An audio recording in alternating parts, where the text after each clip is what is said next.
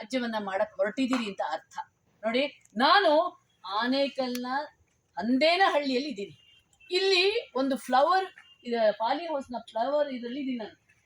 ಎಷ್ಟು ಸುಂದರವಾಗಿದೆ, ಎಷ್ಟು ಅದ್ಭುತವಾಗಿದೆ. ವಿದೇಶಕ್ಕೆ ಮಾರಾಟ ಆಗುವಂತ ಕ್ವಾಲಿಟಿಯ ಹೂಗಳನ್ನ ಇಲ್ಲಿನ ರೈತರು ಬೆಳೆದಿದ್ದಾರೆ. ಈ ಒಂದು ಬೆಳೆ ಅವರಿಗೆ 15 ಲಕ್ಷ, ಒಂದು ಜಸ್ಟ್ ಈ ಪಾಲಿ ಹೌಸ್ ಇಂದ 15 ಲಕ್ಷ ಆದಾಯವನ್ನ ಪಡಿತಾ ಇದ್ದಾರೆ. ಯಾವ ಭಾಗ್ಯಕ್ಕೂ ಬಗ್ಗದೆ ಇವರು ಸ್ವಂತ ದುಡಿಮೆಯಿಂದ ಇಷ್ಟೊಂದು ಅದ್ಭುತವಾದ ಈ ಒಂದು ಸಸ್ಯಲೋಕವನ್ನು ಅವರು ಸೃಷ್ಟಿ ಮಾಡಿದ್ದಾರೆ ಅಂತಂದ್ರೆ, ಈ ಭೂಮಿ ಬಂಜರು ಆಗಿದೆ ಅಂತ ಹೇಳಕ್ಕೆ ನಿಮ್ಮ ಅಧಿಕಾರಿ ವರ್ಗಗಳಿಗೆ ನಾಚಿಕೆ ಆಗಲ್ವಾ? ನಿಜವಾಗ್ಲೂ ಬರಡು ಭೂಮಿಯ ಪತ್ರವನ್ನ ತಗೊಂಡೋಗಿ ನ್ಯಾಯಾಧೀಶರ ಮುಂದೆ ಇಟ್ಕೊಂಡು ನೀವು ಲಜ್ಜೆಗೆಟ್ಟು ಈ ಭೂಮಿ ಬರಡು ಅಂತ ಹೇಳ್ತೀರಲ್ಲ, ನಿಜವಾಗ್ಲೂ ಕೂಡ ಈ ನಾಡು ಯಾವ ಕಡೆ ದುರಂತದ ಕಡೆ ಮುಖ ಹಾಕಿದೆ ಅನ್ನೋದಕ್ಕೆ ಈ ಒಂದು ಸಾಕ್ಷಿಯೇ ಸಾಕು. ಹಾಗಾಗಿ ನನಗನ್ಸ್ತಾ ಇದೆ, ನಿಜವಾಗ್ಲೂ ಇಲ್ಲಿ ದೊಡ್ಡ ಮಾಫಿಯಾದ ಕೈವಾಡ ಇದೆ.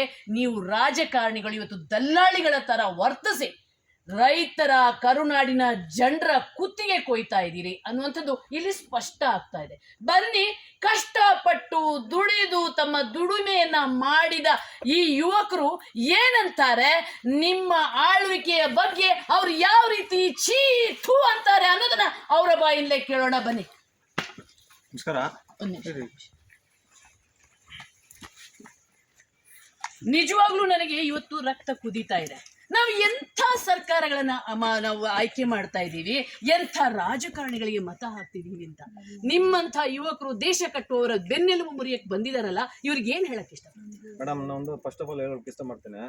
ಸಿದ್ದರಾಮಯ್ಯ ಆಗ್ಬೋದು, MT ಪಾರ್ಟಿ ಆಗ್ಬೋದು, ಹಾಗೂ ನಮ್ಮ DK ಶಿವಕುಮಾರ್ ಅವ್ರು ಆಗ್ಬೋದು, ಹಾಗೂ ನಮ್ಮ ಶಾಸಕರಾದಂಥ MLA ಶಿವಣ್ಣವ್ರು ಆಗ್ಬೋದು, ದಯವಿಟ್ಟು ಎಲ್ಲರಿಗೂ ಒಂದು ಮನವಿ, ಈ ದಿನ ಎಚ್ಚೆತ್ಕೊಳ್ಬೇಕು. ಎಲ್ಲ ಒಂದು ಮನೆಯಿಂದ ಒಬ್ಬ ಆಗ್ಲಿ ಎಚ್ಚೆತ್ಕೊಳ್ಬೇಕು. ಯಾಕೆ ಈ ತರ ಆಗ್ತಾ ಇದೆ ಅಂದ್ರೆ, ನಮಗೆ 40 ವರ್ಷ, ನಾವು 10 ವರ್ಷದಿಂದ ಕೆಲಸ ಮಾಡ್ತಾ ಇದ್ದೀವಿ. ಒಂದು 25 ಜನ ಲೇಬರ್ ಇದ್ದಾರೆ. ಒಂದು ತಿಂಗಳಿಗೆ 1.5 ಲಕ್ಷ ಅವ್ರಿಗೆ ಸಂಬಳ ಕೊಡ್ತಾ ಇದ್ದೀನಿ.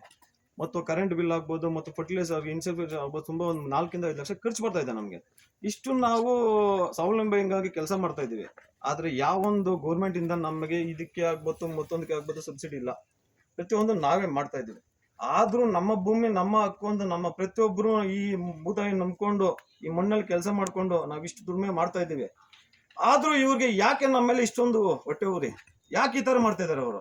ಯಾಕೆ ನಾವು ಚೆನ್ನಾಗಿರ್ಬೇಕು, ನಮ್ಗೆ ಹೆಂಡತಿ ಮಕ್ಕಳು, ತಂದೆ ತಾಯಿ, ನಮ್ಗೆ ಯಾವ ಕುಟುಂಬ ಇಲ್ವಾ? ಯಾಕೆ ಅವ್ರಿಗೊಬ್ರಿಗೇನೆ ಇದೆಯಾ? ಯಾಕೆ ಬಂದು ನೋಡಿ ಸ್ವಾಮಿ, ನಮ್ದು ಏನ್ ಬೆಳೀತಾ ಇದೀವಿ, ಉತ್ತಮವಾದ ಬೆಳೆ ಆದ್ರೆ, ನಮ್ಮ ಫಲವತ್ತಾದ ಭೂಮಿ ಆದ್ರೆ ಬಿಡಿ. ಇಲ್ಲ ನಮ್ಮ ಫಲವತ್ತಾದ ಭೂಮಿ ಅಲ್ಲ, ಇಲ್ಲ ಚೆನ್ನಾಗಿಲ್ಲ, ನಾವು ಬೆಳೆ ಬೆಳೀತಾ ಇಲ್ಲ, ನಮ್ದೆಲ್ಲ ಫಸಲು ಬರ್ತಾ ಇಲ್ಲ ಅಂದ್ರೆ ತಗೊಳ್ಳಿ ಸ್ವಾಮಿ, ನಾವೇ ಬಿಟ್ಕೊಡ್ತೀವಿ ನಿಮ್ಗೆ. ಅದ್ ಬಿಟ್ಬಿಟ್ಟು ನೀವು ಕುತ್ಕೊಂಡು ಎಲ್ಲ ವಿಧಾನಸಭೆ ಕುತ್ಕೊಂಡು ಯಾವ್ದೋ ಒಂದು ಅಧಿಕಾರಿ ಮುಂದೆ ಇಟ್ಕೊಂಡು ಯಾರೋ ಇನ್ನೊಬ್ರು, ಇವಾಗ ನೆನ್ನೆ ಒಬ್ಬರು ಬಂದು ಅಧಿಕಾರಿ ನೋಡ್ಕೊಂಡು ಹೋಗ್ತಾರೆ, ಅವ್ರನ್ನ ಟ್ರಾನ್ಸ್ಫರ್ ಮಾಡ್ತೀರಾ, ಅವ್ರನ್ನ ಬಿಸಾಕ್ತೀರಾ ಬೇರೆ ಕರೆ. ನಾವ್ ಯಾರಾದ್ರೂ ಹೋಗೋಣ, ನಾವು ರೈತರು. ಬೇರೆಯೊಬ್ರು ನಿಮ್ಮ ಹತ್ರ ಬಂದು ನೋಡ್ಬೇಕಂದ್ರೆ ನಿಮ್ಮ 4 ಜನ ಮೇಲೆ ಅಧಿಕಾರಿನ ನಾವು ಕೈ ಕಾಲು ಇಟ್ಕೊಂಡು ನಿಮ್ಮ ಹತ್ರ ಬರ್ಬೇಕು. ನಮಗೆ ನಿಮ್ಮ ಅಪಾಯಿಂಟ್ಮೆಂಟ್ ಸಿಗೋದಿಲ್ಲ. ಈ ತರ ಪರಿಸ್ಥಿತಿ ಇದ್ದವಾಗ ನಾವ್ ಏನ್ ಮಾಡೋಣ? ದಯವಿಟ್ಟು ಸಿದ್ದರಾಮಯ್ಯ ನಿಮ್ಮ ಗಮನಕ್ಕೆ ನಾವು ತರ್ತಾ ಇದ್ದೀವಿ. ಇದರ ಒಳ್ಳೆ ಫಲವತ್ತಾದ ಭೂಮಿನ ನೀವು ಯಾವುದೇ ಕಾರಣಕ್ಕೂ ನಮ್ಮ ರೈತರ ಕಡೆಯಿಂದ ಕಿತ್ಕೊಂಡೋಗಿ ನೋಡಬೇಡಿ. ನಾವು ಕೊಡೋದಕ್ಕೆ ಸಿದ್ರಿಲ್ಲ. ನಾವು ಇದ್ರ ಒಂದು ಯಾವುದೇ ತರ ಬೇಕಾದ್ರೂ ಹೋರಾಟ ಮಾಡ್ತೀವಿ. ಯಾವುದೇ 1 ಇಂಚು ಭೂಮಿ ನಾವು ಕೊಡೋದಿಲ್ಲ. ದಯವಿಟ್ಟು ಮೇಡಮ್, ಒಂದು ಫರ್ಟಿಲೈಸರ್ಸ್ಗೆ ಟ್ಯಾಕ್ಸ್ ಕಟ್ತಾ ಇದೀವಿ, ಒಂದು ಇನ್ಸೂರೆನ್ಸ್ಗೆ ಟ್ಯಾಕ್ಸ್ ಕಟ್ತಾ ಇದೀವಿ, ಪ್ರತಿಯೊಂದಿಗೂ ಟ್ಯಾಕ್ಸ್ ಕಟ್ತಾ ಇದೀವಿ ಮೇಡಮ್. ಟ್ಯಾಕ್ಸ್ ಕಟ್ತೀರ ನಾವು ಯಾವ್ದು ರೈತ ನಮ್ಗೆ ಯಾವ್ದು ಫ್ರೀ ಬರ್ತಾ ಇಲ್ಲ ಸರ್ಕಾರದಿಂದ. ಪ್ರತಿಯೊಂದು ಟ್ಯಾಕ್ಸ್ ಕಟ್ತಾ ಇದೀವಿ. ಹಂಗಿದ್ದವಾಗ ನಮ್ಮ ರೈತರಿಂದ ಅನುಕೂಲ ಇಲ್ಲ ಅನ್ನೋದು ಯಾಕೆ ಹೇಳ್ತಾ ಇದ್ದಾರೆ ನೀವು? ಅನಾನುಕೂಲ ಇದೆಯಾ ನಿಮ್ಗೆ? ನಮ್ಮ ರೈತರ ಕಡೆಯಿಂದ ಎಷ್ಟೊಂದು ಬನ್ನಿ, ಬಿಲ್ ತೋರಿಸ್ತೀನಿ ಬನ್ನಿ, ಎಷ್ಟು ನಾವು ಪ್ರಾಫಿಟ್ ನಮ್ಮ ರೈತರ ಕಡೆಯಿಂದ ನಿಮ್ಗೆ ಎಷ್ಟು ಪ್ರಾಫಿಟ್ ಇದೆ ನಿಮ್ಮ ಸರ್ಕಾರಕ್ಕೆ ಅಂತದ್ದು. ನಮ್ಮನ್ನ ನೀವು ಇಂಥ ಬಂಜರು ಭೂಮಿ ಅಂದ್ಬಿಟ್ಟು ಯಾವ ತರ ಹೇಳ್ತೀರಾ ನೀವು? ಬನ್ನಿ, ನೋಡಿ ಬನ್ನಿ, ದಯವಿಟ್ಟು ಬನ್ನಿ. ನಮ್ಮ ಹತ್ರನು ಯಾವ್ಯಾವ ತರ ಸ್ವಾವಲಂಬಿತ್ವ ನಾವು ಅಳವಡಿಸ್ಕೊಂಡಿದ್ದೀವಿ, ಟೆಕ್ನಾಲಜಿ ಇಂಪ್ರೂವ್ ಮಾಡಿದ್ದೀವಿ. ಬಂದು ನೋಡಿ ಒಂದ್ಕಿತ, ನಿಮ್ಗೂ ಅರ್ಥ ಆಗುತ್ತೆ. ಕೈಗಾರಿಕೆಗೂ ಕಡಿಮೆ ಇಲ್ಲ ಮೇಡಮ್, ನಮ್ದು ಸ್ಮಾಲ್ ಸ್ಕೇಲ್ ಇಂಡಸ್ಟ್ರಿ ತರ ನಾವು ಮಾಡ್ತಾ ಇದೀವಿ ಮೇಡಮ್. ನಾವು ನಮ್ಮ ಹತ್ರ ವೆಹಿಕಲ್ಸ್ ಇದೆ, ನಾವು ಮಾರ್ಕೆಟ್ ಹೋಗ್ತಾ ಇದೀವಿ. ಒಂದು ಸ್ಮಾಲ್ ಸ್ಕೇಲ್ ಇಂಡಸ್ಟ್ರಿ ತರ ನಾವು ರನ್ ಮಾಡ್ತಾ ಇದೀವಿ. ಅದ್ ಬಿಟ್ಬಿಟ್ಟು ನೀವು ನಮ್ಮನ್ನ ಯಾವ ತರ ಕಡೆಗಣಿಸ್ಕೊಂಡು ನೋಡ್ತಾ ಇದ್ದೀರಾ ನೀವು? ಇದು ನಾನು ಯಾವುದೇ ರೈತರು ಆಗಿ, ನಮ್ಮ ಎಲ್ಲಾ ರೈತರ ಪರವಾಗಿ ನಾನು ಒಂದೇ ನಿಮ್ಮ ಹತ್ರ ಹೇಳ್ಕೊಂತ ಇರೋದು, ರಿಕ್ವೆಸ್ಟ್ ಅಲ್ಲ ಇದು, ನಮ್ಮ ಮನಸ್ಸಲ್ಲಿ ಮಾತಾಡ್ತಿರೋದು. ನಾವು ಯಾವುದೋ ಒಂದಿಷ್ಟು ಭೂಮಿ ಬಿಟ್ಕೊಡಕ್ಕೆ ನಾವು ರೆಡಿ ಇಲ್ಲ. ಸಿದ್ದರಾಮಯ್ಯ ಅವರೇ, MB ಪಾಟೀಲ್ ಅವರೇ, DK ಶಿವಕುಮಾರ್ ಅವರೇ, MLA ಶಿವಣ್ಣ ಅವರೇ, ನೀವು ನಮ್ಮ ಹತ್ರ ಹಿಂದೆ ನೀವು ದಬ್ಬಾಳಿಕೆ ಮಾಡಿ ತಗೊಂಡ್ಬೇಕಾದ್ರೆ ನಾವು ಪ್ರಾಣ ಬೇಕಾದ್ರೆ ಬಿಡ್ತೀವಿ, ನಮ್ಮ ಭೂಮಿ ಬಿಡೋದಿಲ್ಲ. ಆಮೇಲೆ ಉದ್ಯೋಗ ಸೃಷ್ಟಿಗೆ ನಾವು ಭೂಮಿಗೆ ತಗೊಳ್ತಿದೀವಿ, ಕೈಗಾರಿಕೆ ಸ್ಥಾಪನೆ ಮಾಡ್ತಿದೀವಿ ಅಂತ ಒಂದು ವಿಷಯ ಗೊತ್ತಾ? ಇಲ್ಲಿ ಬರೀ ಹಂದೇನಹಳ್ಳಿಗೆ ಒಂದು ದಿನಕ್ಕೆ 2,000ಕ್ಕೂ ಹೆಚ್ಚು ಲೇಬರ್ಗಳನ್ನ ತಂದು ಇಂಥ ಪಾಲಿ ಹೌಸ್ಗಳಲ್ಲಿ ಇಂಥ ಕೃಷಿ ಭೂಮಿಯಲ್ಲಿ ಕೆಲಸ ಕೊಡಿಸ್ತಿದಾರ್ರಿ. ಉದ್ಯೋಗ ಸೃಷ್ಟಿ ಅಂತ ನೀವು ಕಾಗೆ ಹಾರಿಸ್ಕೊಂಡು ಕೂತ್ಕೊಂಡು ಯಾರಿಗೆ ಉದ್ಯೋಗ ಸೃಷ್ಟಿ ಮಾಡಿ ಕೊಟ್ಟಿದ್ದೀರಾ? ಹೊರ ರಾಜ್ಯದವರಿಗೆ ಉದ್ಯೋಗ ಸೃಷ್ಟಿ ಮಾಡಿ ಕೊಟ್ಟಿದ್ದ.